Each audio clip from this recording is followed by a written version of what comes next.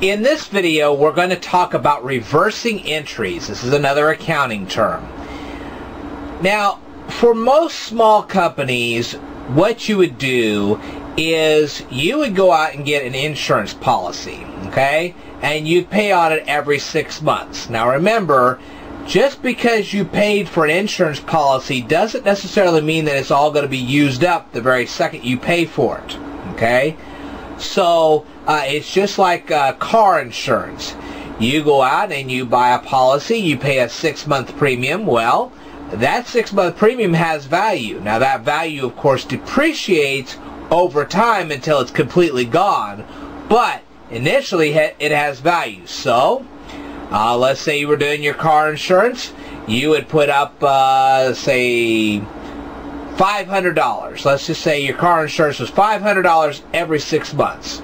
So you would debit prepaid insurance $500, and then you would credit cash for $500 because you obviously had to pay cash, or you wrote out a check, or you put it on a credit card for $500. And yes, there are some car insurance companies that do accept credit card payments, and I just happen to have insurance with somebody that does. Okay? Now, alright, in major corporations, it would not be practical to have a prepaid insurance starting out at the top of a 6-month line and then have to deduct every month of those 6 months the amount of the depreciation of that prepaid insurance. In other words, they wouldn't take off, well, let's say it was $600 every 6 months. They wouldn't take $100 off that prepaid insurance every month until it all disappeared. They don't want to mess with that. So they have these adjusting and reversing entries, which they do on their books. That's a little different than what you would do on yours. Alright.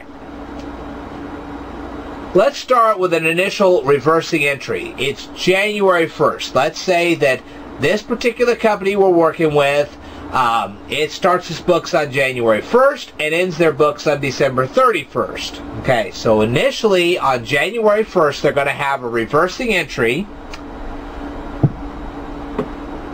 $5,000 is what they have not used up yet on their insurance. Okay, so they debit insurance expense and they credit prepaid insurance.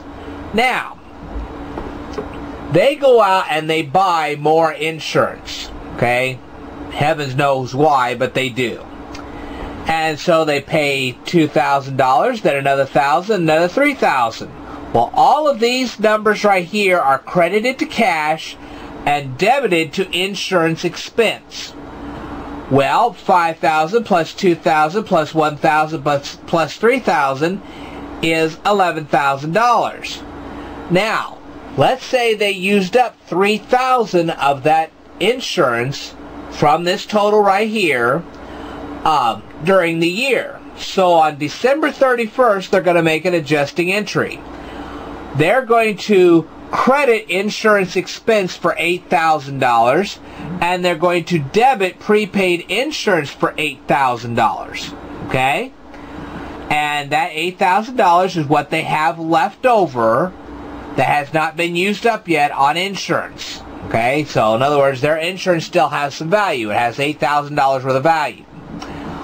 Alright. Now, because that has not all been used up, they're going to have a closing entry here of $3,000. This will close the insurance expense account at the end of the year, and this is something that you'll do in your closing entries.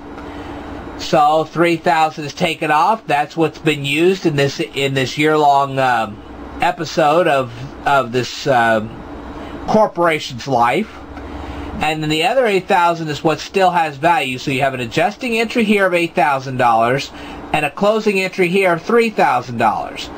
Now, when they start their books up on January 1st of the next year, they're going to have a reversing entry. $8,000 will be debited to insurance expense, and $8,000 will be credited to prepaid insurance. And that is how a reversing entry works. Alright, if you have any questions about this, leave me a comment right down here. I will tell you more in a future video, so stay tuned.